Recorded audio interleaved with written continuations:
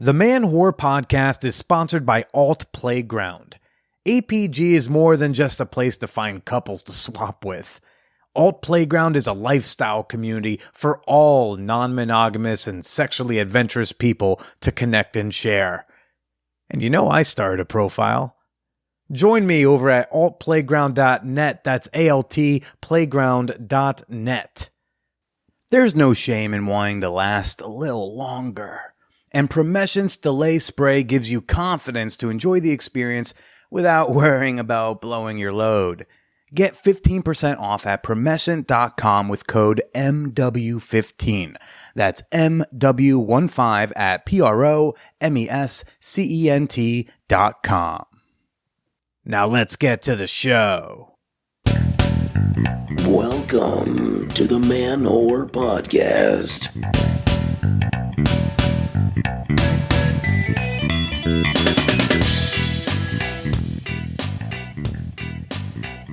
Shout out to all the sexy sages and monogamous mages and hoes of all legal ages. This is Billy Procida, and you're listening to the Man Whore Podcast. You know, when I was in college, I frequently wanted to be older, or I wanted to seem older. Not necessarily to drink legally. I wanted to be able to answer Craigslist ads and be taken semi-seriously. That was my original reason for wanting to be older. I've said this many times. I went to college here in New York City. I went to NYU, and Craigslist, RIP, the casual encounter section, incredibly active out here. There were so many people trying to hook up in so many different ways.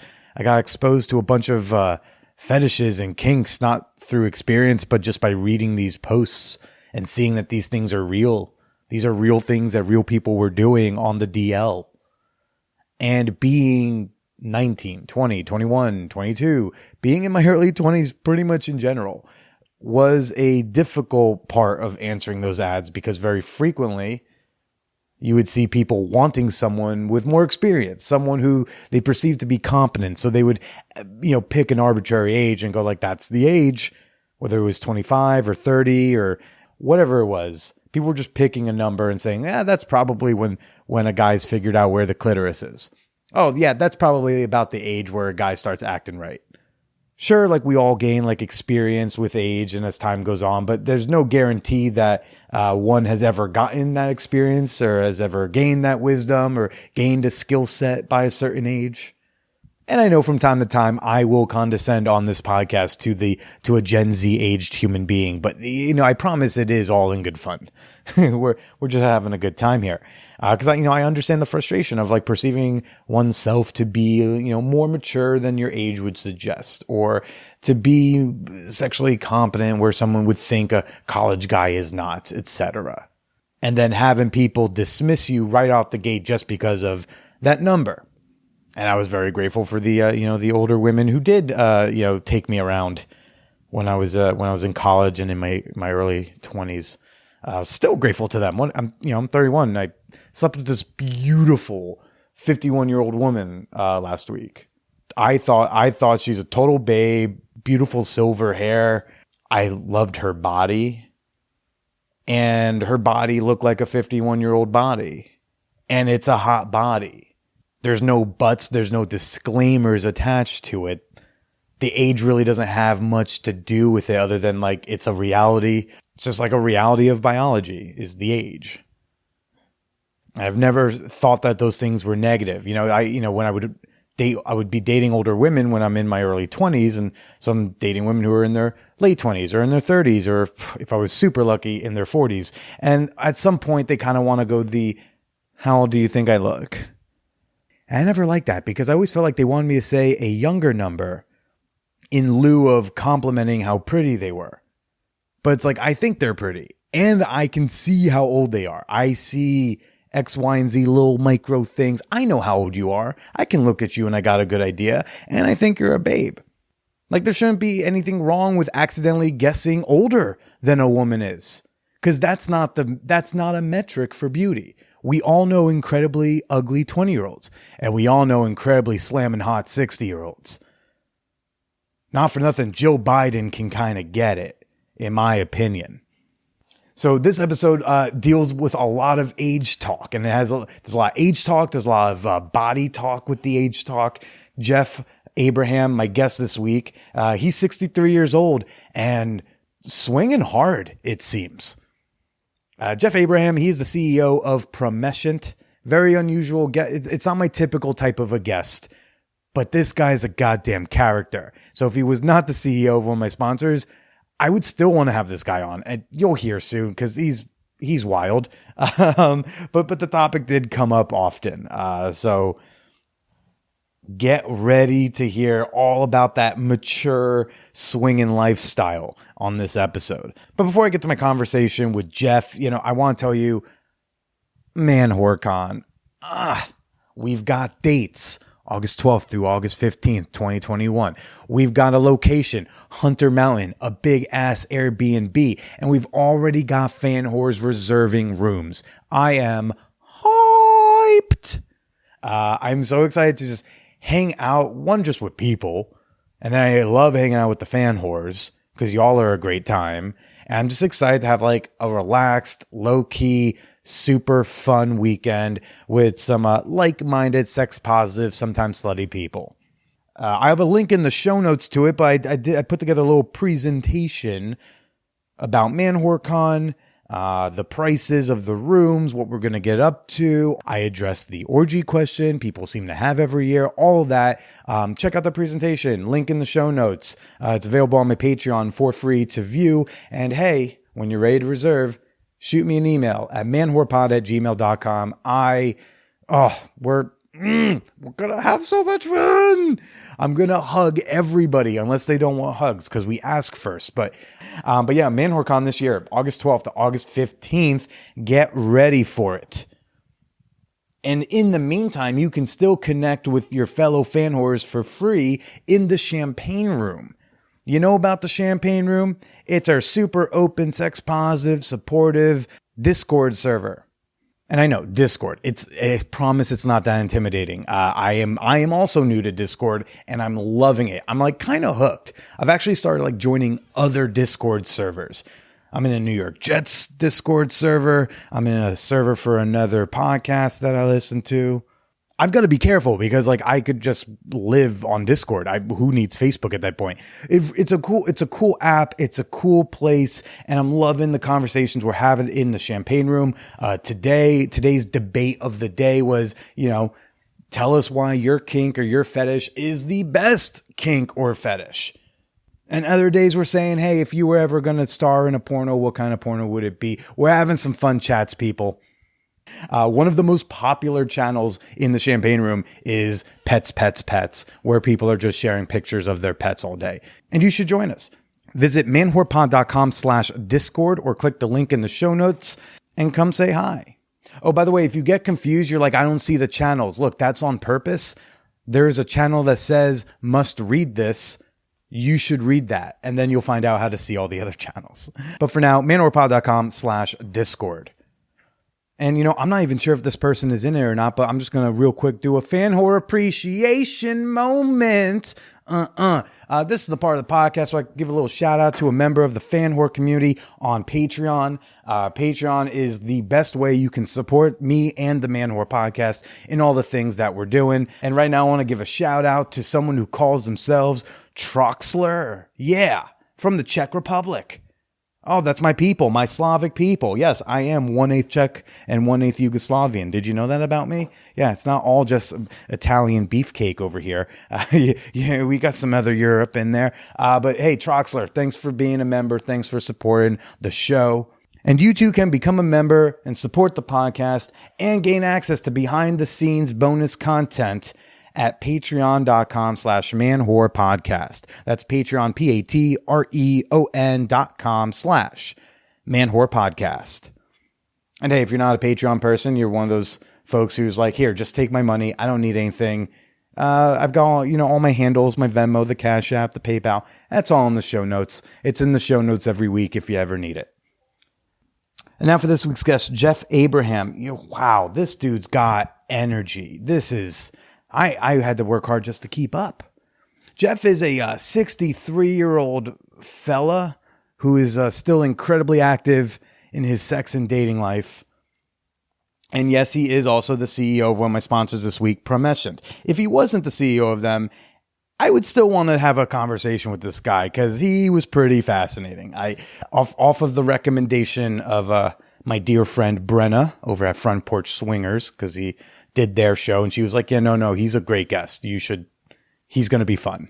He's got stories. That's what she said. She's like, he's got stories. And boy, does he. Also, like, he has some pretty surprising opinions for when you look at his face. Because I think you look at, a fellow like Jeff Abraham and you think he's got certain points of views. You might make some assumptions about his politics. You might think that he has beef with the they, them pronouns. But honestly, the one thing Jeff Abraham is having a hard time adjusting to in the modern era is that, like, women shave their pussies sometimes. Everything else, he's like, yeah, whatever, sure, do you, boo-boo. And he's just like, can we keep some bush? That was it. That's incredible for a 63-year-old white guy. That's amazing. So, he's certainly not the most politically correct or uses all the language or omits all the language you wish he would. But at the heart of anything that he says is surprisingly progressive when held to the standard of a 63-year-old white guy. I was fascinated by this individual. I hope you are too. This week's episode of the Man Whore Podcast is sponsored by Promescent. Yes, my guest today, Jeff Abraham, is the CEO of Promescent, and he's a fucking character. But I started working with this brand last year because their delay spray is a clinically proven product that really does help a guy last longer. Of course, lasting longer is not the most important part of sex. I'm sure there are plenty of people listening who would who shudder at the thought of bad sexual partners having the ability to last longer. You still want to have a good skill set. But Promescent spray gives me a boost of confidence in knowing I can get to enjoy this experience without worrying about deep breathing and blowing my load. I like the confidence that the delay spray gives me, even if I'm not using it. I just like knowing it's there in the drawer or it's in my bag. I like knowing it's there for nights when I might be a little nervous. And for threesome night. Definitely helps with threesome night. And hey, if it doesn't work for you, Promescent offers a 60-day, no-hassle, money-back guarantee. So there's really no reason to not give this a try. Plus, you get 15% off and free shipping with code MW15 at Promescent.com. That's code MW15 at PROMESCENT.com. It's really happening, people. The play parties, the munches, the swinger parties, the lifestyle meet and greets, they are happening. And they're getting put on the calendars. And many are requiring you get vaccinated because don't be selfish. And over at altplayground.net, I'm seeing a list of shindigs you won't want to miss. Yes, it's our sponsor, APG, the lifestyle site for your next non-monogamous adventure. Ooh.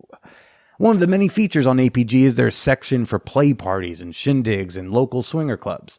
Right now, I'm looking on their site, I'm scrolling through, and I'm seeing events coming up next month in Virginia and Georgia and Oklahoma and Pennsylvania. Even Washington, D.C. is on the list.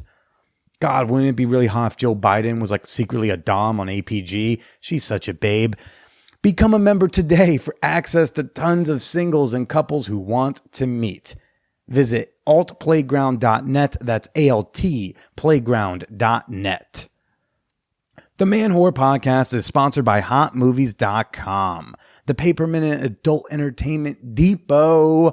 For years, I've been telling you that HotMovies.com is the ethical and affordable way to hashtag pay for some of your porn. Because they've got all the porn. They've got different porn, even with similar names, right? Like, hey, straight porn, they got mommy's boy. Gay porn, they got daddy's boy. Kinky porn, they got daddy's daddy. They have it all.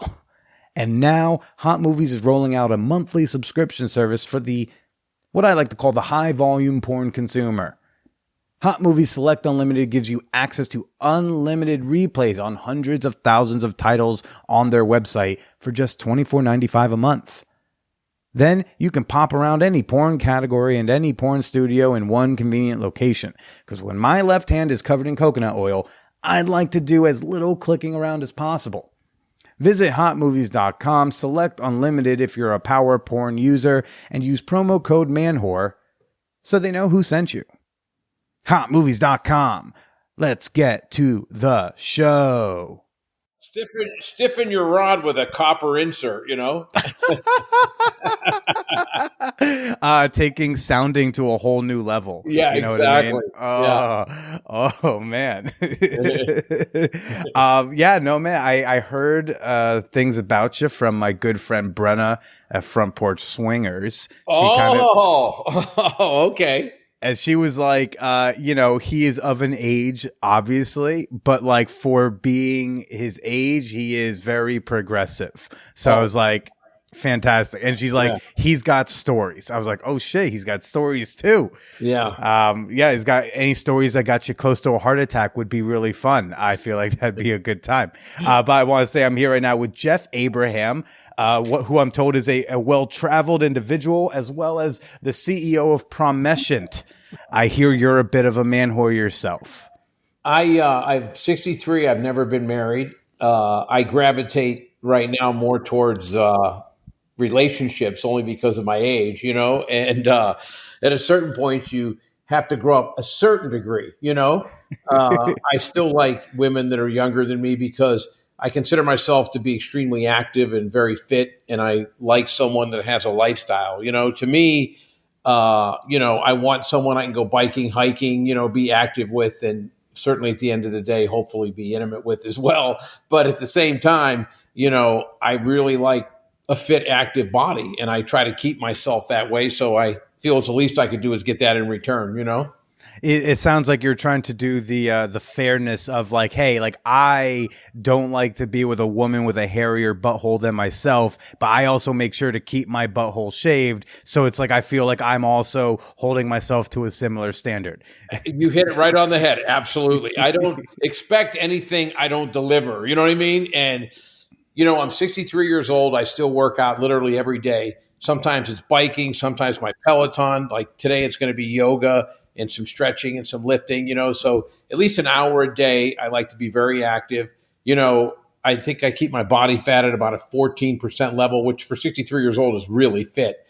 And, I feel like I want someone who has a commitment, because to me, intimacy has always been about don't turn the lights out, you know what I mean? And just hop on someone and, pretend you're somewhere else. I'm a voyeur without question. I love, the shape, the feel of a woman's body, and I want to see it, not just turn the lights out and, hammer away kind of a thing, The turning the lights off thing is something, like I heard about both like in TV media, but like you would hear about it. I've never experienced this thing where it's like, can we please turn the lights off? Like, I don't know. That might be a generational thing. I don't think my people or below are like need to turn the lights off. Your age, yeah, it's probably women are more free and I think more proud of their bodies. I've been with women that have exceptional bodies. And they're like, can we turn the lights out? I'm like, no. As a matter of fact, I'm about to hit the spotlight. You know what I mean? I have a reading light right above the bed. I'm turning that thing on. You're looking good. You know what I mean? I need to see what I'm working with here, but I've always been, and I've discussed this with other men and some women too. I've been in situations where you're with a woman and you're done, and literally you've just made love for, over an hour. You've had 69, you've had oral sex, you've had, intercourse, the whole thing. They get up and they like grab a sheet or a towel and they like cover themselves when they go to the restroom. I'm like, excuse me, pardon me. What was that all about? Okay. Like my cum is dripping out of you right now. Like I think it's okay. Like I've seen face 30 seconds ago, and now you're covering up on your walk. I mean, relax with that. Okay. I think I've seen enough that I'm not going to be turned off by you walking to the restroom.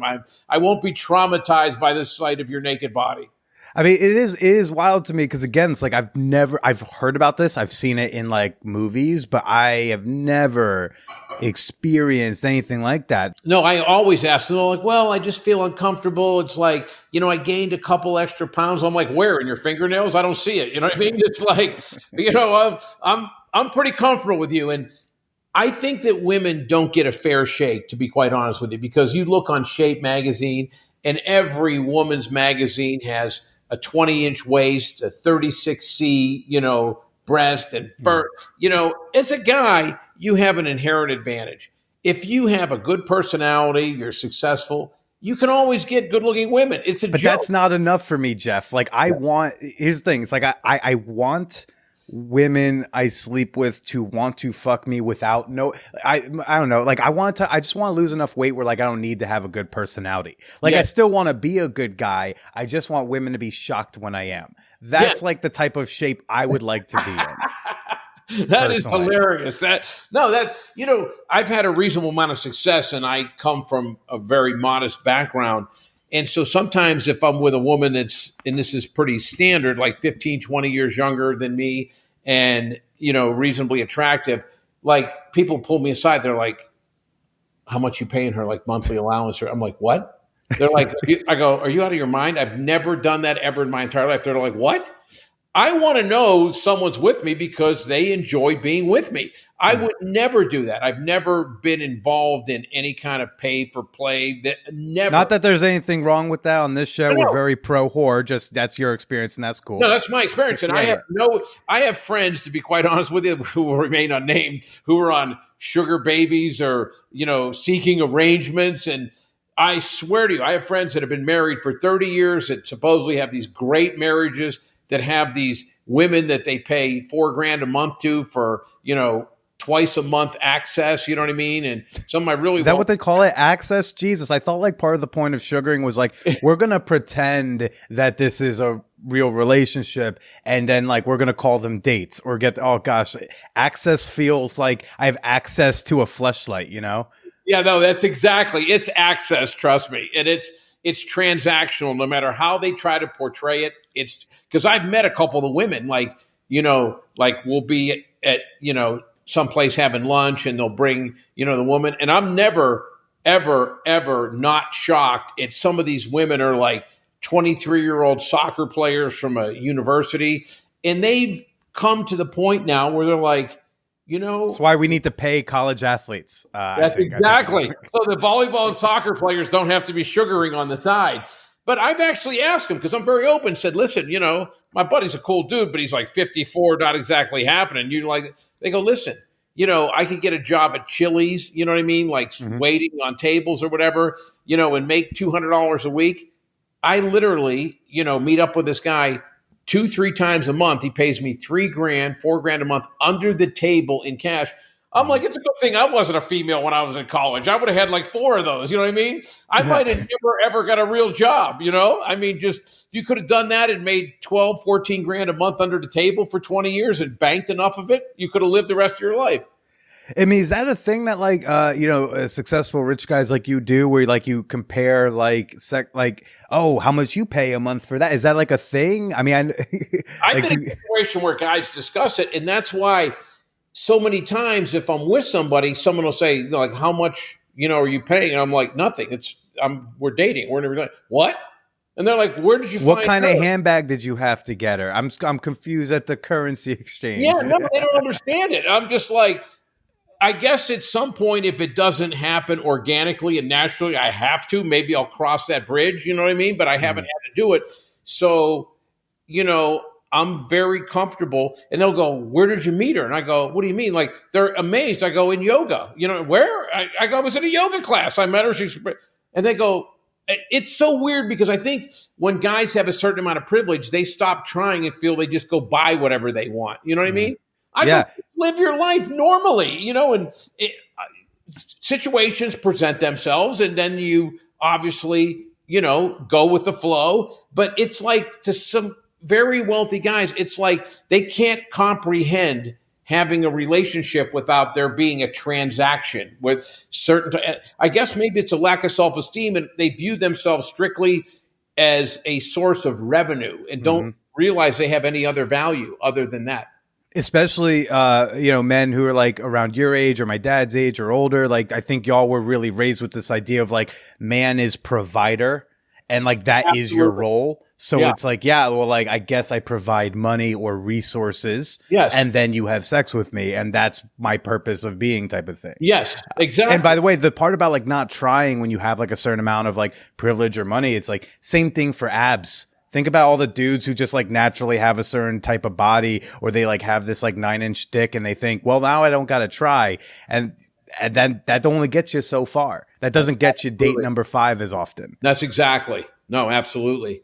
I think growing up, and as you can tell, because this is obviously a video, I was very practical at a young age. A lot of men, when they're young, they dream of being on People magazine, Sexiest Man Alive. They dream of being on the cover of Sports Illustrated, scoring a touchdown in the Super Bowl. From the time I was young, I was fairly athletic, but I go, I'm really not going into the NBA or the NFL. I looked in a mirror and go, I don't really think modeling is in my future or acting. I wanted to be a business owner from the time I was 8 or 9 years old. I started cutting grass and having a paper route. When I was 14, I got a work permit, worked 20, 30 hours a week in a farm market. Back when child labor laws were a whole lot looser. They were. I remember my first job. So long as the kid knows basic arithmetic, you can put him in the field for as long as you want. That's exactly. But I remember my first job. I made 80 cents an hour. And 2 years later, they raised minimum wage to $1 an hour. And I was like, oh my God, I get $1 for every hour I work. And I was so poor that in the summer, I took every hour possible. I worked 80 hours a week in the summer, 80 hours in a single week. Every hour that was available. Everybody took vacation. I'll get your shift. They knew if I'm late, just call Jeff. He'll go take my shift. And, you know, I just always had this desire to, it wasn't because I wanted a bunch of materialistic things. I just wanted not to have anxiety, you know, and not to feel like I can't do certain things because I don't have the resources. Mm-hmm. Did you grow up a lower socioeconomic level? Yeah, my parents were on the lower end of middle class, but my mom was like a prolific spender without, you know, when they have that license plate frame that says, I can't be out of money, I still have checks. That was my mom. Okay. I mean, my dad was very practical, but he couldn't control my mom. So they were always in debt. And they always, you know, spent money they didn't have. When I was 14 years old, I cut up my parents' credit cards. I said, why are you guys always fighting? You know what I mean? And well, this, and my dad showed me a credit card and they made a payment of like $200 and 140 of it was interest. I go, you're not getting anything for that. Well, I took, and even then my parents said, I just always had this sixth sense about finances. And because I was just tired, I used to always think, if you were successful, you'd always have great relationships because the only reason my parents ever fought was about money. Mm-hmm. So I thought, oh, if you have money, then that's the problem. Yeah, I just have to prevent this one problem. What else could possibly go wrong? Then you fight about other shit. You know what I mean? So I learned real quickly that wasn't the only issue. But with my parents, I remember every fight was always about money. So I thought, okay, I'll make money, always have good relationships. And how were your earlier relationships? If you're working 80 hours, 80-hour weeks, was there time growing up to date or, hang out with girls or whatever? I kind of had a very strange experience that kind of set me on a course that I never wanted to date women my own age. And I never really had a desire to like go to a homecoming or a prom. When I was 15, I worked at a country club after my farm market days were done. My mom got me a job at this country club, being a busboy and a waiter. And some 21-year-old waitress, for some reason had the hots for me. And my first sexual encounter was I was 15, and I had this like 6-month relationship with a 21-year-old woman. Look at you hooking up with an older woman. Good for you. I think we're all happy about it. You're thinking about today where it's routine that teachers have sex with kids. I was walking through the hallway in high school. People come up to me and like, dude, tell me about it. I go, well, you have to experience it. You know what I mean? I can't do it justice. You know what I mean? I was like the first kid in my entire high school to have sex. You know what I mean? Like at 15. Yeah. And so when everyone else is going, oh, are you going to go to the Sadie Hawkins dance? Maybe if you go out with, Mary Jane, you can cop a feel. And I'm like, cop a feel? I go, I'm going over to bone my 21-year-old tonight. So I had this retarded expectation from a young age. I wasn't interested in, like going, to the traditional dating scene. I kind of skipped all that. And I was like, hey, I really don't want to spend 3 or 4 months taking someone's virginity. I really don't. And to me, it would be awkward. And, I want someone that has a little bit of knowledge, and my whole life, I'm 63 now. I've never taken someone's virginity because I always tended to go more towards someone with experience, more towards somebody that, wasn't holding their virginity like the Holy Grail, that, it was some sacrificial thing that I had to go through to reach the promised land after climbing Mount Everest, Yeah. And what was like the attitude about, sexuality? Like what was the attitude in the culture like back then? Like when they first invented the condom, what was it like back then? How'd y'all talk about it? Well, it was not talked about. It was like, you don't even consider having sex until you're married. I remember I got busted, the night watchman, because when we first started doing this, of course, no one knew. I was underage. She was 21. So would hop in her car and drive about 3 miles away, go down this, isolated area in the woods and get it on. And then since we worked at the same place, we started getting to the point where we'd go out in the parking lot during a break in the backseat of her car and get it on. And the night watchman caught us. And then my mom worked there, so she found out, oh my God, you have mental problems. Oh my God, we get to I go, what?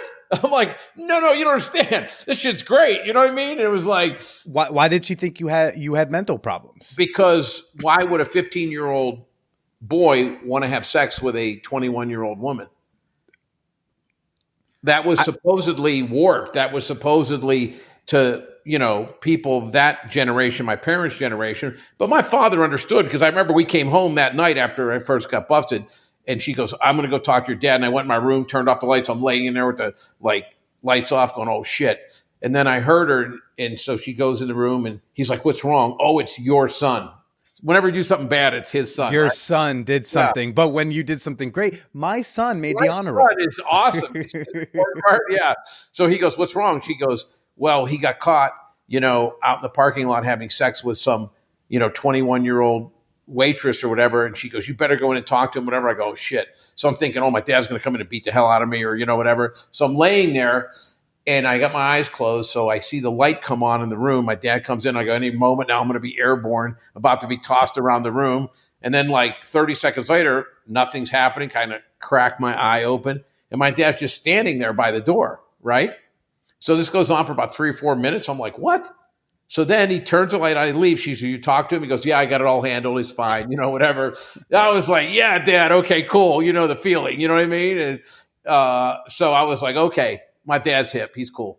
Did he ever give you anything like, hey, just make sure you use a condom, or like, did he give you any of a tip? Never, ever, ever. Mm-hmm. So I went the opposite route. I started talking to my son when he was 14 and made sure that, when the time came, he was smart about it, was going to, be safe and, not only for venereal disease, but, prevent pregnancy, that type of stuff. So I went overboard, making sure it was very, very common.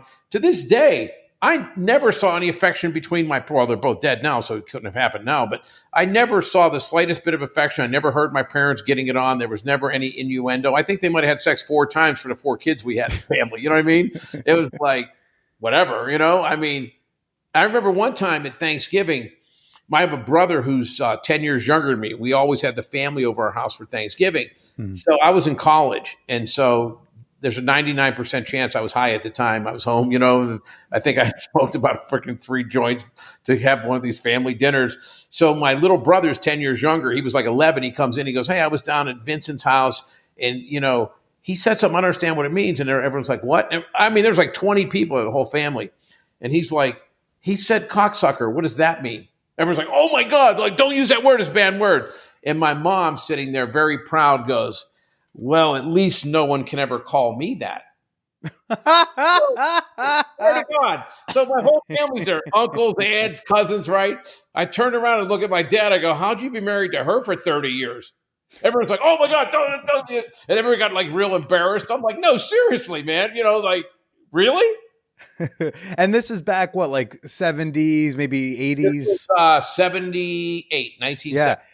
I don't think there's been a generation, especially a generation of men who have seen so many changes and so much progress in feminism, gender equality, sexual, like the sexual attitudes of Yeah. a society than your generation, my dad's generation, because y'all had a way to think about it then.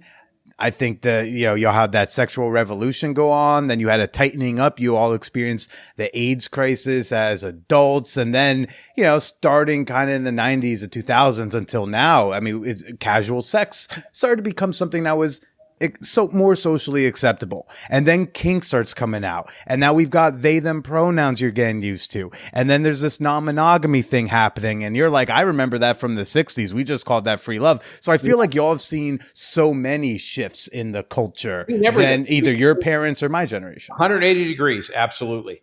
Well, I think from a man's standpoint, I've always been very comfortable with a woman having sexual desires and a woman being a sexual creature just like a man. But I know that a lot of guys, and even there's still some to this day, that feel like a woman should be more virtuous and a woman should be less overtly sexual, that the guy has to be the conqueror, you know what I mean? And the woman has to be much more. I've always been very comfortable, and I've always encouraged partners that I have to express their sexuality. And it's a normal part of life. And this Madonna whore syndrome that existed, you know what I mean? That, good girls saved it and only had sex with a few men, whereas men could literally have as much experience as they wanted. And it was almost something to brag about. But if a woman had, too many sexual partners, then man, better be careful of her. You know what I mean? I've actually had a couple guys make comments like, this girl I'm dating right now, I think she likes it too much. I'm like, excuse me? Wait, excuse me? Yeah, I'm like, well, if it was me, I would look at it as like a compliment. You know what I mean? Hey, I'm like, what are you uptight for? I think guys to a large degree wanted women to be sexual, but not too sexual. Like, where'd you learn that? You know what I mean?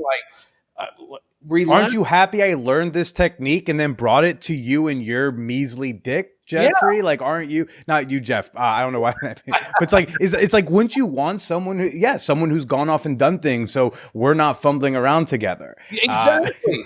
I think that's why I was proud of never taking someone's virginity, because I think you should give virgins in the today. I mean, like, it's also a little different when you're 63 and someone's like, late teens, early 20s now. But I think you should give we should all give virgins a little more credit in today's age.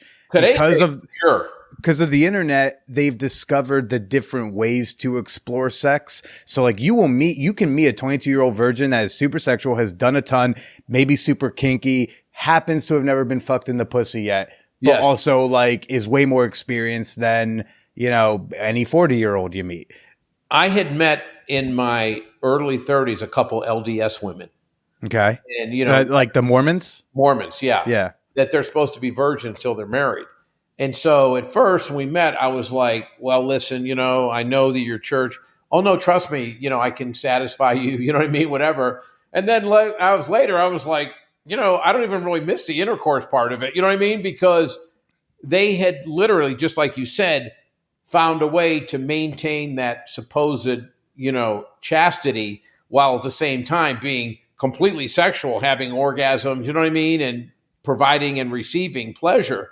And I'm like, well, I guess that's a new definition of when I grew up of what a virgin is. You know what I mean? Like, there's the whole, I actually just did an episode with this sex therapist where we were talking about like religion and sexuality and the idea of like the kink loophole, where it's like, well, I'm still a virgin because we only did the BDSM stuff, or like how like Catholics would like, they'll do anal because that's not Jesus's hole, right? Yeah. That whole thing.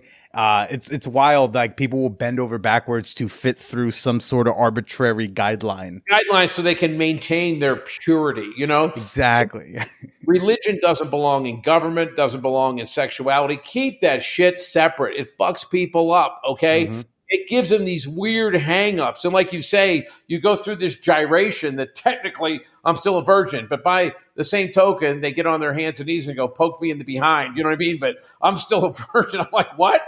I'm like, whoa, okay. And so you said, like, you've had to deal with that, you've had to deal with that Madonna whore complex. So would you, in like, say, the 80s, the 90s and such, would you have conversations with women who felt a little shameful to do stuff with you? Or did you find yourself, did you end up just happening to be with the more sexually liberated women like that waitress, when you were 15? Couple times that, because I've always liked to get high. I'm not a big drinker, but I like to get high. So I'd get high with someone or do some, grapeseed oil infused with some THC, and somebody would what? Okay. Yeah, somebody would like all of a sudden get a lot more sexual, and then I'd have the conversation, say, "Listen, you don't have to get high or you don't have to get stoned. If you have those desires, let's explore them." You know what I mean? Like, because I didn't realize you were quite as adventuresome as you were until I got you stoned. You know what I mean? Like, let's do that shit straight. Okay. You don't have to feel like you need an excuse like, oh, I lost control. You know what I mean? I've always believed you can be totally in control and do whatever you want to do. So back then, who taught you that back then? I just naturally like that. All my friends laugh because I come from an area, and I tell people to a certain degree, I didn't move, I escaped. I got so tired of hearing faggot and all these racial slurs and homophobic slurs. And I've just always been the type of person, live and let live. I don't ever put myself in a position where I judge anyone.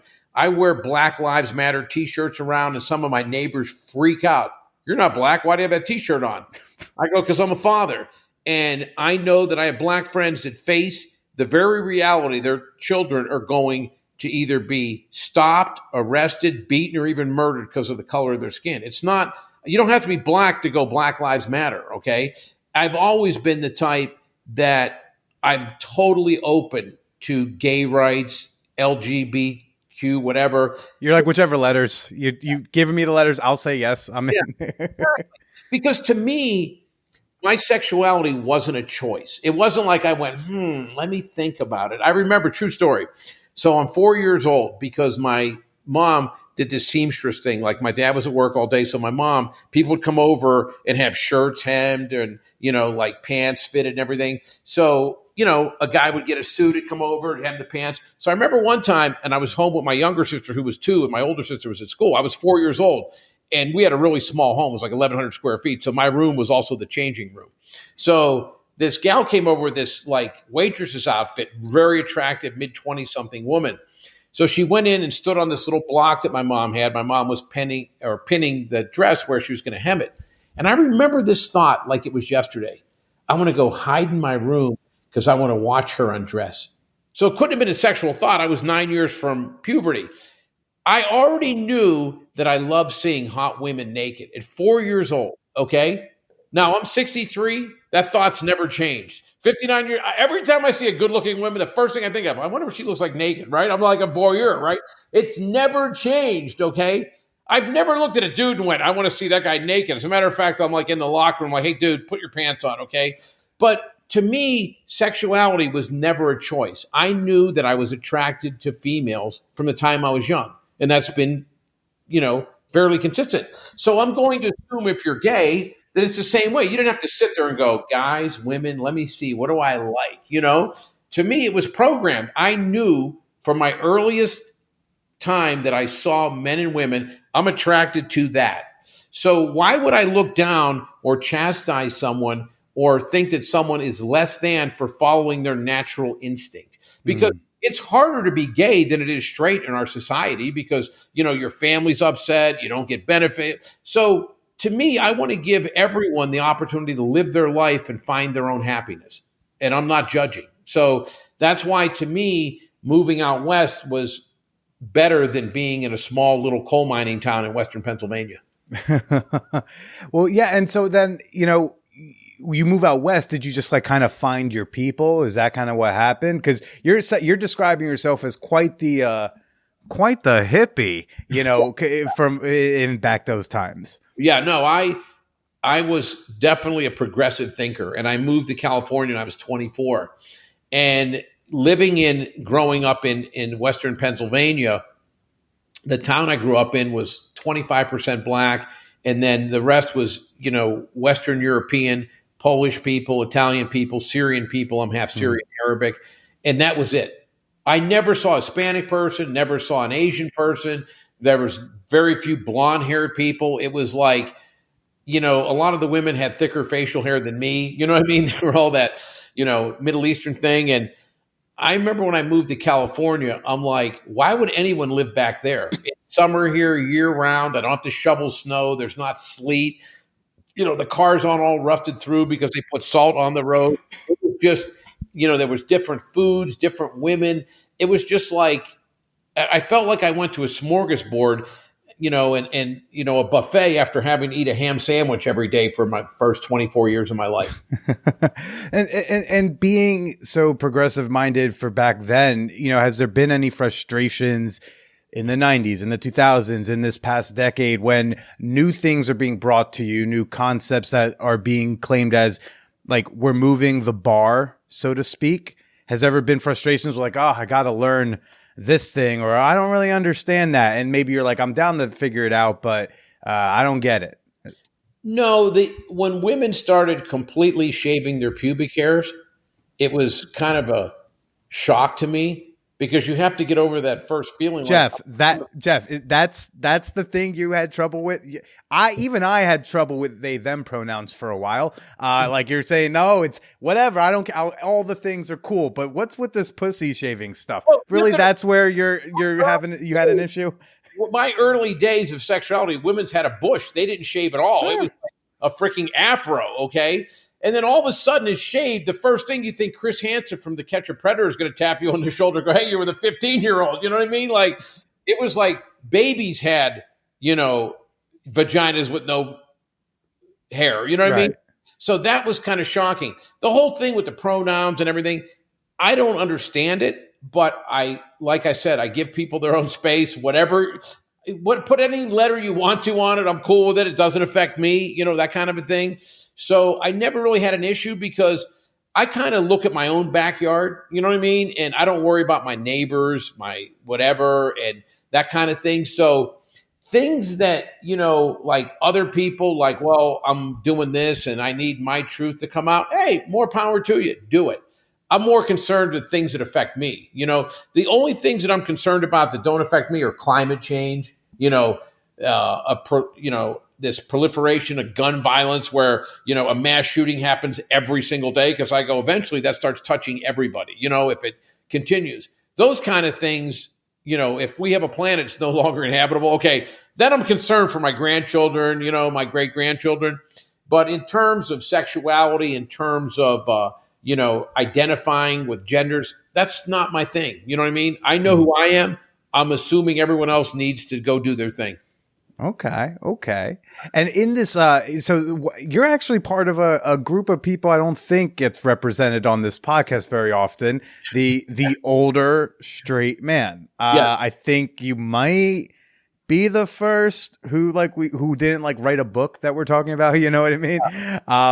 It's very interesting to me hearing you share the opinions that you've had and the opinions that you've had for the length of time that you've had. Cause I think a lot of us wish that our fathers or grandfathers were of similarly like-minded. I think that's sometimes difficult to find. So, when you're with other men who are like you, do you hear them say some shit where you're like, do you kind of challenge and push back at your peers? Like when you're at the locker room or at the thing? You have no idea. I've been in situations before where guys freak out. I remember when I first moved here to Summerlin, Nevada, I had been here about 3-4 months and I was at this health club, and one of my friends who I'd been hanging out with for a little while comes up to me and goes, hey, see that gal on the Stairmaster over there? I go, which one? The blonde hair girl? I go, yeah. He goes, remind me, I got to tell you something. I go, okay, great. So we go downstairs in a juice bar. We're getting something to eat. And he goes, check this out. He shows me a picture of her laying spread-eagled on the bed. You know what I mean? Whatever, naked. I'm like, dude, come on. He goes, what are you, some kind of a prude? I go, no. I go, if you're in a relationship with someone and you don't, you know what I mean? I see her, I know her. You know what I mean? That to me is a violation. That, I'm all about, if someone says, hey, look at this picture, I'm proud of it. You know what I mean? And, I'm in whatever. but I He still didn't present it as a piece of art that he shot. Be like, hey, I shot a beautiful nude portrait of my girlfriend. He'd be like, hey, yo, check out these tits, Jeff. yeah, exactly. And I think one of the reasons men or women don't trust men are reasons like that. Within your relationship, do whatever, have phone sex, have whatever. But if you send someone a picture and it's like, this is for you, don't feel the need to broadcast it. You know what I mean? They have revenge porn, you know what I mean? And all that kind of stuff. I think intimacy would be better no matter who you're with, no matter how many partners you have. If you kind of keep your word, there's a little more trust involved. There are women that are exhibitionists that would love it. Find one of those, but don't take someone that's in my sphere that I see every day and start showing pictures of her spread eagled on the bed without her freaking knowledge, or more specifically, that she's expecting you're not sharing with other people. It was like, whoa. And, I find this a lot, that a lot of my friends that are married will say to me, dude, I wish I was you every single day. I'm like, what? And they're like, I've been involved, like I go to some charity events and they're all people my age. And so all the guys are like mid 50s. I'm a little bit older, 63. And their wives, they've been married for 30, 35 years. And their wives have hit kind of middle-age spread kind of a thing, because they've had 3-4 kids. And I think a lot of people tend, when they're in a relationship, they feel like I got my partner. I don't have to try as hard anymore. Like we're in this 30-year partnership, and they'll look at me and go, oh my God. And I remember one time in particular, we were at this charity event. One of my friends leans over to me. He's like, dude, where'd you meet her? I go, long story, but I met her at a health club, whatever. And so she got up to, my date was 38 and I was 59. This is 4 years ago. Mm-hmm. She gets up and goes to the restroom. And one of my friend's wives is like, what would you possibly see in her? I go, well, besides the obvious, I go, she's intelligent, intelligent. She's 38 years old. Yeah. What? This is ridiculous. What? Too. And she's like, what does she do for a living? And I go, she's an intellectual property attorney. And she's like, what? She goes, you sure she's not some hostess or stripper? I go, she has a degree in electronics and a law degree. She's an intellectual. She's like, what? And she goes, the lady looks at me and goes, what would she be doing with you? I go, I don't try to figure it out. I just enjoy it. She was pissed off. And so she turns to her husband. I'll use a fake name here because he'll probably listen to it. She turns to her husband. She's like, Robert, isn't that disgusting, that age range? And he has this frightened look. He looks at me and he's like, yeah, you should find someone closer to your own age. And he's like looking at me like, dude, please don't bust me. And I'm like, oh, okay, whatever. So later on, I get up, I go to the restroom. He comes in, he's like, dude, thanks. I go, dude, I'm not going to because this guy has told me so many times, I just wish I could be you for one day. You know what I mean? And I go, each one has its advantages. I'm sure you have the comfort and, the whatever of a 30, 40-year marriage. Stability, security. And I go, listen, there's times around holidays sometimes, I wish I had whatever. But I go, I'll be honest with you, I wouldn't trade my life for yours ever. I like being me. You know what I mean? But so many of my friends say to me, they'll like see me with someone, they'll go, I would do anything just to bone someone other than my wife. I'm like, what? And it's like he could get that if he would firt talk to his fucking wife. Exactly. And then maybe that could occur. And all my friends will tell you, I'll never change. I don't care. I don't give a shit. I'm living my life. You live yours. Another example, one of my neighbors, who again shall remain unnamed, comes over to me one day, and I live in a... You probably only have, 2 or 3 neighbors, though? So I feel like I can figure it out. Not that many. I live in a really exclusive neighborhood, and it's all custom. You buy a lot, you find a builder, you build your own home. So they're building this house across the street, and they put some kind of this orange kind of like deco art piece in the front. So my neighbor comes over to me one day, she goes, Jeffrey, she calls me Jeffrey. Jeffrey, I go, what? She goes, what do you think of that orange thing on that house they're building across the street? I go, I don't. She goes, you don't what? I go, I don't think about it. She's like, what? I go, it's his house, not mine. She goes, yeah, but your home office, which I'm sitting in right now, looks directly out there. I go, listen, he might not like my house. I don't give a shit. You know what I mean? She goes, yeah, but you think it belongs in a neighborhood? I go, he bought the lot. If he likes it, great. I've never look. This is not all sex and dating related, but like one of the biggest revelations and things that I don't understand of adult shit. Yeah. I'm 31 years old, so like over the last like I don't know half decade, I learned about like property taxes, which like I believe in property taxes, but when it was like, yeah, someone shows up, they look at your place, they decide what it's worth. I'm like, what? Or like how, yeah, we can have a zoning ordinance and you can't have that in your front yard. What? It's my fucking yard. Yeah. I'm sorry. Like, I'm sorry to turn anyone off who likes all this like fun sex and dating stuff he's talking about. But, the fact that some neighbor can tell me what to do with my fucking house that I will never own because I do this for a living. So I'm never going to own a house, but it's like, well, how do you get to tell me what to do with my property or with my life? But as soon as you try to tell them like you shouldn't have as many guns, they go like, hey, stay out of my fucking business. Yeah, that's exactly. If I don't like it, I'll close my drapes, okay? Or blinds. I don't, it's like his house. I worry about big shit. I don't care about my neighbor. One of the things I love is if you go to Irvine, California, you pay $3 million for a house. If you want to paint your doorknob a different color, the association comes and knocks on your door, So I love the idea that I live in a very eclectic place where there's Mediterranean next to modern, next to traditional, you know what I mean? And It's got a lot of character. So I love, do whatever you need to do with your house. Doesn't bother me. So dating as a man of an age as a man in his 60s, like what is that like for you? I know you said I think we've right now dispelled the idea that maybe some people had in their minds where it's like, ugh, he's with younger women. It's a 63-year-old man just like targeting 24-year-olds. But you're just like, it's younger because most people are younger than you at this point, so to speak. Well, exactly. So what's dating like for you? Tell us like how you meet people. What's that game like? How do you address the age difference if it comes up? Even my interests, shit that I watch and stuff, music I listen to is geared more towards 40s rather than 60-year-old people. So it doesn't come up as much culturally speaking. It'll occasionally come up from a culture standpoint if I date someone who's a little more exotic from another country. You know what I mean? But in terms of a normal American woman, that doesn't come up as much because I generally like the same things they like. Well, like, are you like on Tinder? Like what do you do? Right now, I'm in a relationship, so I'm not on a dating site. Oh, Jeff, tell us about the lady. Yeah, but tell us about her. Who's 47. And so much younger. Look at you just robbing cradles. And she looked 35. That's the best part. But we went to lunch with one of her friends the other day. And so afterwards, we're driving home and she says to me, my friend Nina was shocked. And I go, at what? She goes, she really likes you and said to me, oh my God, he's so firm. And I'm like, what? And she said to me, I knew you were dating someone 63. It's the first time I had met her friend. And I just assumed that he kind of, had the energy and looked like a normal 63-year-old. She goes, he's like one of us.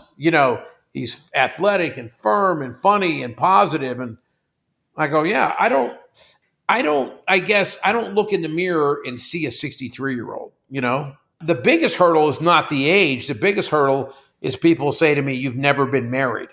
And so you're commitment phobic and you're this and you're that. And I go, let me explain my situation. And I'll tell you what I ran into a lot is I'd date a woman in her mid-30s or early 40s that wanted to have a child. And I'm not, I'm a wonderful father. I adore my son. I raised him as a single dad. And I love kids. I was a big brother before my son was born. But I don't think it's fair. It'd be selfish of me to have a kid that I was in my 80s and my kid was in high school. Is that your grandfather over there in the wheelchair? That's my dad. So that was part of the issue. But I think that if you're going to be introduced to someone, I've had a couple times where one of my friends who's really hip or their wife will say, hey, I want to introduce you to a friend of mine. And the first time I talked to her on the phone before we meet, and she goes, oh, I understand you're 61 or 62. And I'll go, yeah. Well, that's a little out of my age range, but they said I need to meet you. And I go, listen, let's have lunch, let's hang out, and then you make your own decision. And then we meet and they'll go, wow, I don't know if I can keep up with you. You got a lot of energy. I go, yeah, I do. And I go, it's one of those things. So before I got into this relationship 2 years ago, a lady who was cutting my hair at the time introduced me to a gal, total blind date, so I called the gal and she must not have told her how old I was. So we were talking on the phone and she goes, oh, can I ask how old you are? I go, yeah, this was 2 years ago. I go, 61. She goes, oh, I don't think you can keep up with me. I go, excuse me? She goes, well, I'm 45 and I'm very active. And I said, well, if you want to make that judgment before we meet, that's up to you. And she goes, well, let me think about it. I was half tempted to go, fuck off. Okay. But I go, okay. So she calls me up and she goes, okay, well, we can at least go to lunch. I was already decided that this wasn't going much further, So we went and had lunch and I could tell she was like, holy shit, this guy's freaking active. So we set up this date. We went hiking and I, on purpose, fucking ground her to a pulp. I swear to God, I ground her to a fucking pulp. I mean, I left her fucking in the dust. I was literally hiking circles around her. Okay. And then the following week, she sends me this text message. Oh, I want to take you to go see this concert or whatever, and I'm like, sorry, I don't think I can keep up with you. Oh, Jeff. Oh, snap. I thought this was going to be the story of how you met your current partner. No. To me, you don't judge. You know what I mean? Yeah. And maybe it was petty on my part. Maybe it was, whatever.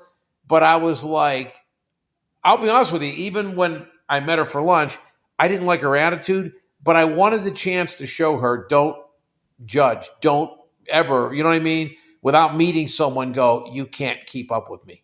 Yeah. There's a book that I've referenced a gazillion times at this point on the show. I've had him on. This author, John Berger, wrote a book called Datanomics. And the idea was that, there are not enough college-educated women for there are not enough college-educated men for all the college-educated women that want college-educated men in like certain cities, which were like a lot like New York and LA. He's like, why are you single? She's like, and so what he ends up advocating for are these mixed collar relationships, he would say. These, white collar women, college-educated, who think that they want a man who is also college-educated and white collar.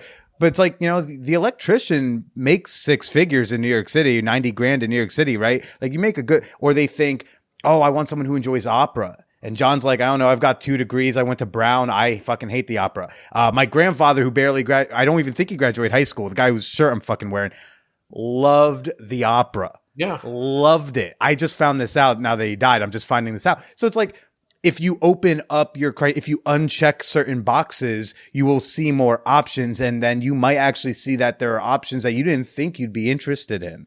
Absolutely. I tell people this all the time. If I had a son who was 18 right now, graduating from high school, unless he was some academic superstar, I would tell him to go into the trades, an electrician, a mason, a plumber. There's such a shortage of quality people. You can name your price. Yeah.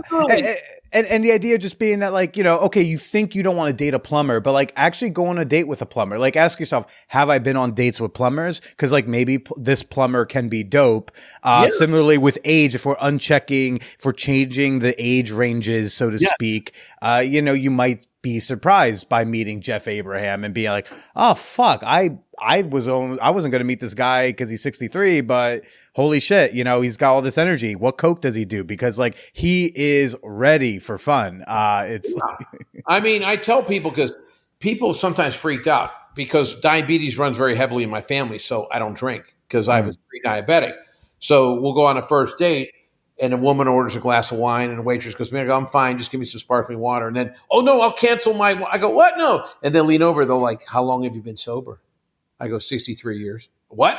I go, I didn't stop drinking. I don't have any problem with alcohol. I did it for health reasons, Oh, or else you'll get is it a religious thing? I go, no, I'm agnostic. Okay. I don't drink because it's a choice on my part because I don't want to. And so many people have it in their mind that if you don't drink, you're some kind of a circus freak. That, you're a circus freak or you're sober because you couldn't handle it. Like those are the 2 reasons to not drink. Exactly. No, first 30 years of my life, I'm from Pittsburgh. I love beer and shots of bourbon and Boilermakers, and I'm can pound with anybody. You know what I mean? But when it came down to, I either had to go on insulin because I was pre-diabetic and have all these things, or control it with diet and health. I want to have grandchildren one day and hopefully live a long, productive life. alcohol wasn't that important to me. I can always smoke a joint and relax, So it was a non-issue. Mm-hmm. And so how did you end up meeting your present girlfriend? It was crazy. One of my neighbors, their wives, it's very dry here in Nevada. I mean, it is the desert. It's a desert. So I was having like a lot of like dry skin and skin conditions. And so one of my neighbors says, hey, you need to go get a facial. There's this spa I'll send you to, whatever. So I went to the spa, and you go in, you lay down on your back because obviously they're going to work on your face and everything, And so this lady walks in, I'm like laying there, and I kind of look up and I'm like, oh, she's cute.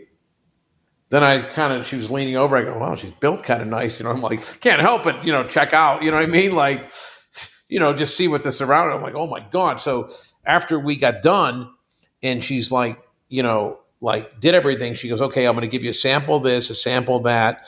And this is what you do. You put this on after a shower, more, whatever. I said, I haven't had dinner yet. I'm kind of lightheaded. You know what I mean? I said, I think after I eat, because it was at the end of the day. It was on a Saturday, and my appointment was like 5 to 6, and the spa closed at like 6. And I said, I think I'll be much better to comprehend this on a full stomach. I go, let's go have dinner, and you can explain this regimen to me. It's like, excuse me? I said, I after I have something to eat, I said, I think I'll be able to focus a little bit better, and I'll be able to comprehend this. She goes, how do you know if I'm married or in a relationship? I go, I don't, but I'm sure if you are, you'll say no. The fact that you just said, how do you know I'm not, means you're not. Because if you were, you'd say, I can't. And she's like, oh my Lord, what are you, a salesman? I said, well, I used to be, but now I'm a CEO, whatever. And she goes, let me think about it. I said, well, you don't have much time. I'm done. I got to leave. She goes, well, where do you want to go to dinner? I go, listen, I'm not a stalker. I'm not going to put you in my car. We live really close to downtown Summerlin. There's a beautiful Wolfgang Puck's restaurant there. I said, I'll drive there. Join me. So she said, okay. So that was it.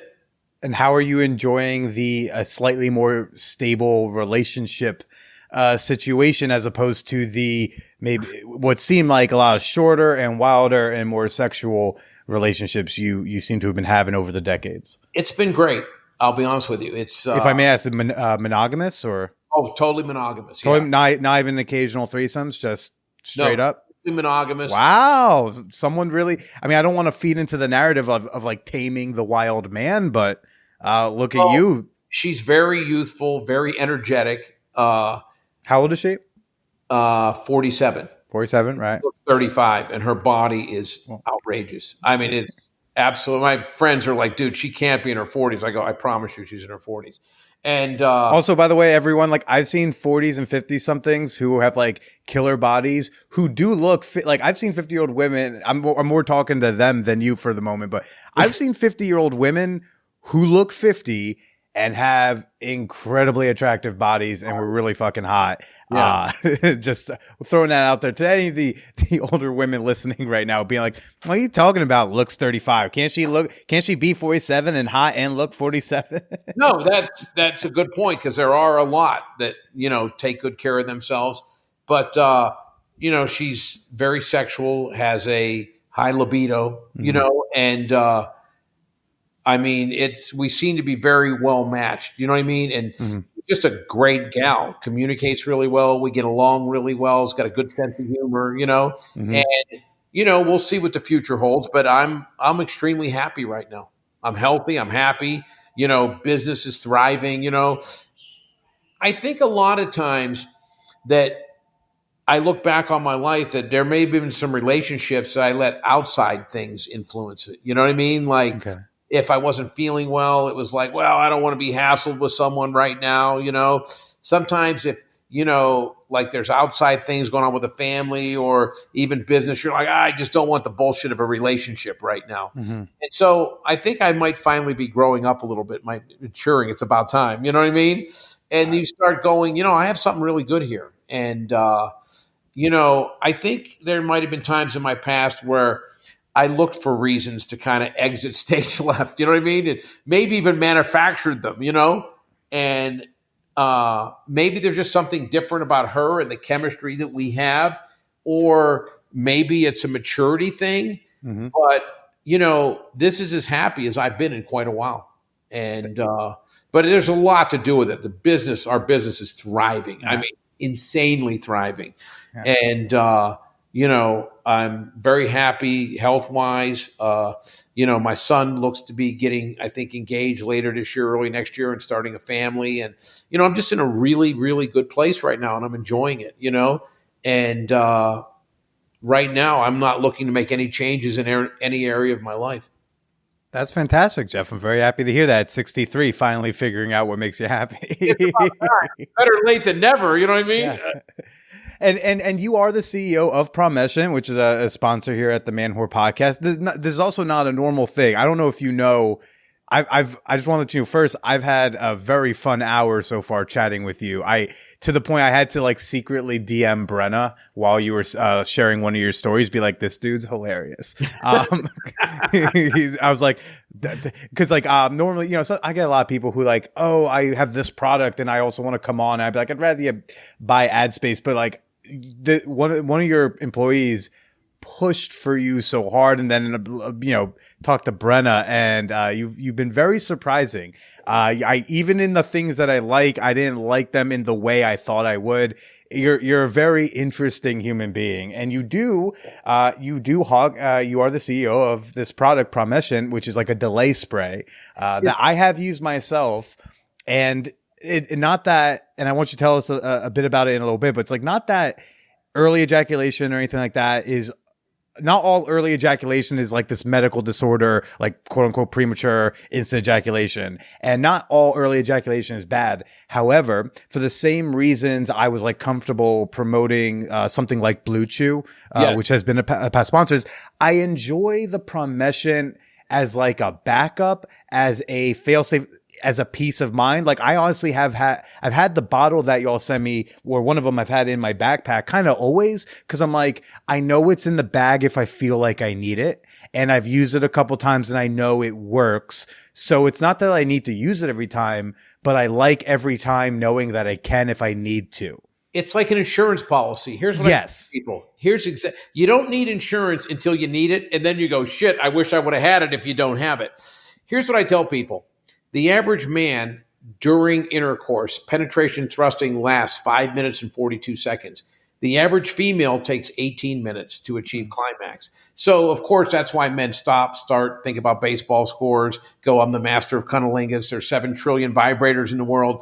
It's to really narrow that gap. There's not a guy on planet Earth that hasn't at one time or another in his life been acutely aware of his partner not being done, and you feel that inevitability coming where you're getting close and you're like, oh my God, no. Oh, I hope she doesn't get on top. Oh my God, I hope she doesn't go reverse cowgirl. I can't hold it in that position. You know what I mean?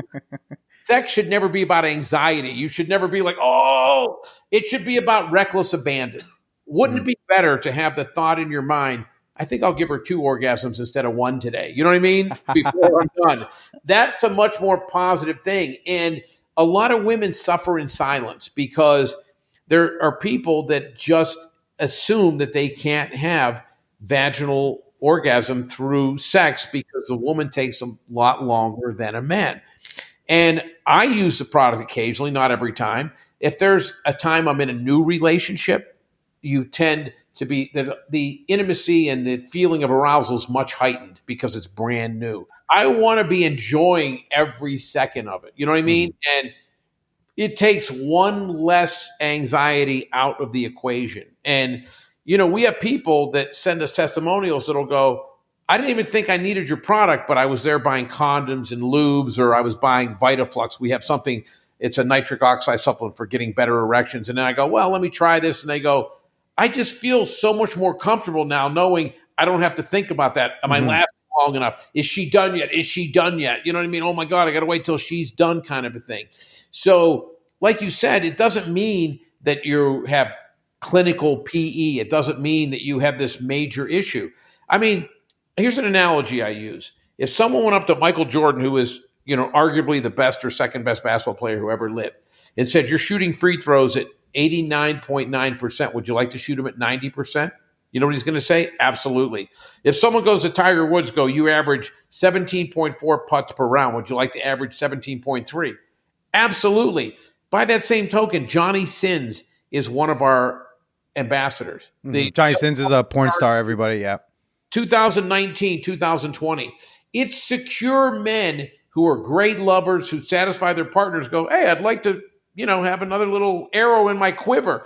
When someone goes, that's disgusting, I never heard of that, they have the biggest problem because they're all bound up and they're all in, just uncomfortable and they have a phobia. Everyone needs to worry about pleasing their partner to the highest degree because you get credit for being sensitive. But at the same time, if you please your partner, they're going to make sure you're pleased. Okay. So the best way to be selfish is to be totally unselfish and totally please your partner. She's going to go, I like this guy. He's funny. He's great. He's successful. He gives me great sex. I want to make sure that, this relationship. Let me blow him. I'll eat his ass. He's such a great lover otherwise. Yeah. Your likelihood of having your ass eaten goes exponentially higher if you can get her off. Absolutely. Prime example, you'll laugh. So I had a semiconductor engineering business before I retired and took over this company. It was one of my investments. And so about a year after I took over the company, I went to this wedding of one of my friends from that industry, and there were like 5 of us sitting at this table. We were all executives in that business. And so one guy goes, what's this new crazy company you're running? I go, well, it's called Promescent, and we have a bunch of products now, but back then we only had the delay spray. We have this product called Promescent. It's just male delay spray for lasting longer. And one of the guys there is like, well, I used one of those like Stud 100 before lighting. I go, this is different. It's a patented formula that changes the crystalline structure of lidocaine so it absorbs, so it doesn't leave you completely numb. It doesn't transfer to your partner. Oh my God. One of the guys at the table gets up. He goes, that's disgusting. I didn't even know that was an issue. And he like storms off. I'm like, whoa. So everyone was like, wow, that's kind of strange. Week and a half later, I'm very anal. The whole company, I'm in charge of. And I look and I see this order and I see where it's from. I go, wow, that's right in the heart of the semiconductor industry, Palo Alto. And I look and I'm like, oh my God, it was the guy that freaked out. Try it. Do you know from that day until now, that was 6 years ago, every 6 weeks, like clockwork, he's buying the product. I've never mentioned it to him. I've never called him out on it, you know what I mean, or whatever. But is that hilarious? That is funny. I guess his theory was the best, defense is a good offense. I'll just say that's disgusting. I never heard of that. That way people won't think, hey, maybe I'm sorry. But, think about this. Does anyone ever look down at a diabetic for taking insulin? No. Does anyone ever look down on a cancer patient for taking chemotherapy? No. Why? Well, I mean, and I know I'm like, I'm paid to plug during the ad reads, but I don't know if we need to call Promescent at the level of chemo. So yeah, but no, I see what you mean. Like using, like there shouldn't be shame in using something that is going to improve your life and help you be more confident with what your body can accomplish. Show us that men last 542. The average man and the average woman takes 18. Yeah. Relax. People used to ask me before I ran this company, what's the most fragile substance on earth? I'd go, I don't know. Ego. Fine crystal from China, a Fabergé egg. And I go, if someone goes, what's the most fragile substance on earth? I go, the male ego. Okay. Yep. Absolutely. The male ego. I would not want to be a woman. You know what I mean? Oh, your dick is bigger than anyone in the world. It's wider than anyone in the world. Oh my God. And I think part of that comes, I think the idea that a lot of teens now and a lot of even preteens, they watch porn before they ever have sex is absolutely the worst thing ever. Mm-hmm. I know I would have been so neurotic if I would have watched porn before I ever had sex, because I would have thought the average cock is 10 inches long. The average girth is out of a beer can. You pump away for a half hour, then you pull out, run across the room and shoot her in the eye from 30 feet away. It's a direct hit. You know what I mean? And if I couldn't do that, I'd go, oh my God, I'm deficient, I mean, that's a whole rabbit hole, but I would throw out there that if you watch like alternative porn or like queer porn, even if it's like a man with a woman, but it's like by like a queer studio, like Crash Pad series or something, like you actually do start to see like more quote like average looking dick sizes. You'll see sex happen in a more natural way. You see more foreplay. You see starting sex, stopping sex to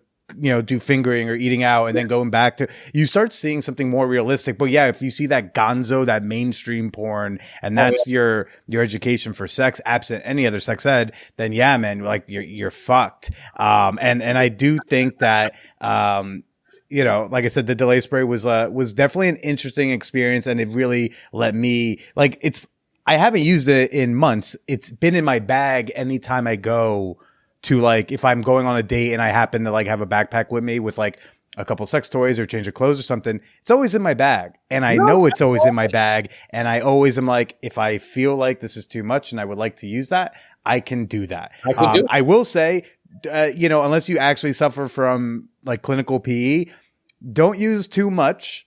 Because I did that the first time, and it's a very scary feeling as a dick owner when, like, the first time you don't feel the dick completely there. I'm like, it almost felt like a ghost cock, and I was like, I'm lasting and we're pumping, but like I am nervous. I have and then one of your employees was like, yeah, dude, you only need maybe like 2 sprays if you don't have like an issue. One, yeah. First time I have bad aim. I'm like, I always get nervous. I'm like, oh, let's do one just to cover, make sure. But yeah. Fence, rolling. I think I did like 5 sprays that first time. I did 3, and the inventor of the product the next day calls me. What do you think? I said, dude, my girlfriend was tapping out. It was like an MMA fight. He was like, I said, I put all this work in. I'm finishing. Okay, hang on. You know what I mean? Like, I literally, the ghost cock thing, I swear to God, it's exactly how I felt. Like, I'm like, would you cooperate? Okay. I'm like, I'm trying to pleasure, not punish my partner. You know what I mean? It was So do follow the recommended instructions, people. But Jeff, do you have maybe another like 10-ish minutes? I'm very curious. I would like to do a little bonus episode if you're open to it for my Patreon. And I would like to maybe go briefly the decade by decade, what the vibes were then, if you could like sexually describe the decades, because I'm always fascinated with like history, where we've been, what repeats. Patreon people, you're going to hear that tomorrow. But for now, Jeff, where can people find you? Where can they find Promescent? At the beginning or end of this episode, they will have heard a promo code they can use or a direct URL link. But in generally, where can they find y'all? We always recommend people to go to the web, start at the website. We're on Amazon, we're on Walmart.com. We have independent pharmacies. We're in Target. Our website is robust, but I always recommend start at Promescent.com, Promescent, Promescent.com, because there's a lot of information, and we have a whole line of products, like 7 different products. But the important thing is to go there and get educated. This is how you use it. So no matter where you get it, you want to know how to properly use it. And I always recommend the first time, get it at the site. You'll get some brochures that explain it. You'll get a QR code that you then hit. It takes you right to an instructional video by a urologist showing you how to use it. So Promescent.com is the best place to start. If you're comfortable at Amazon, Walmart.com, Target, wherever, then you'll eventually migrate. We don't care where you get it, as long as you're comfortable and you find value in it and you get it. So I always suggest go to Promescent.com, because there's articles on foreplay, there's articles on masturbation, there's articles on anal sex, vaginal sex. We've become a portal for information. We really have. And that's important, because we just don't want to be slinging product. You come, there's 47 buy recommendations, everything puts you in this funnel to buy product. We believe the more educated people become, the higher likelihood they're going to use our product. Our product is made under pharmaceutical grade conditions. We have a medical board of advisors that include the president of the International Society of Sexual Medicine, that kind of stuff. And they write articles and blogs, and there's information. So we believe that the more you know, the better it is for you and the better it is for us. So we always suggest starting at Promescent.com. Fantastic. And I'll have a link for all that in the show notes. Jeff, thanks so much for chatting with us. You are you are a character. You are definitely one interesting individual. But as a fellow unique, interesting individual, I salute you. Patreon folks, check that out tomorrow. But for now, Jeff, why don't you go ahead and say goodbye to everybody? I appreciate this. This is our lifeblood. We really enjoy connecting with viewers and hosts that aren't traditional, just throw a roll on there and they have 75 different sponsors during the same podcast. You've used the product. You know it's viable.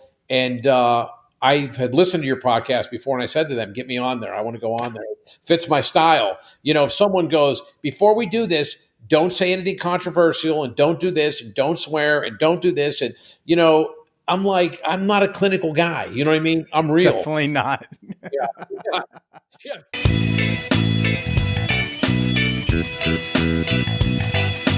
If you are also, like me, semi-obsessed with Jeff Abraham, then you need to listen to our bonus episode that is coming out exclusively on Patreon.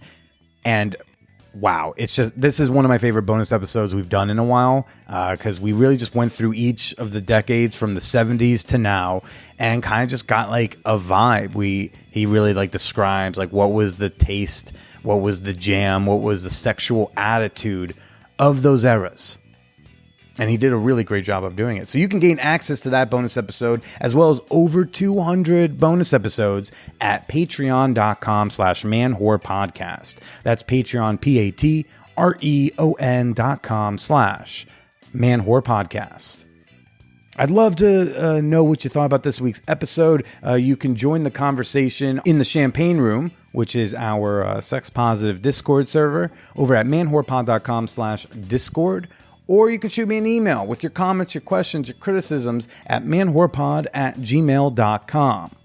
If you need any of my socials, you need my links, if you need to hashtag any of the links, they are all in the show notes of this episode, as well as every episode.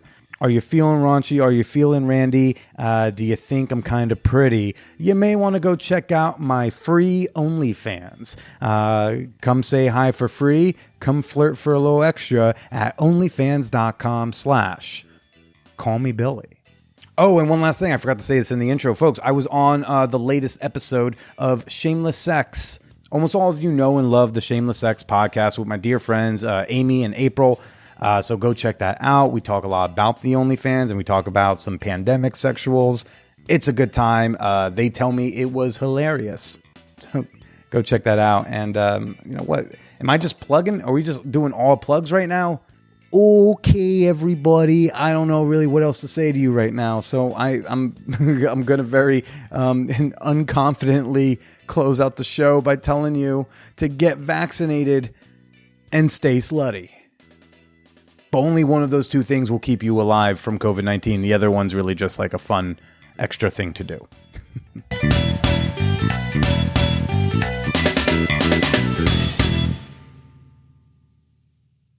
HotMovies.com has long been an ethical and affordable place to hashtag pay for some of your porn. Now with Hot Movies Select, customers gain access to unlimited viewings of tens of thousands of additional films from all their favorite studios for the low price of $24.95.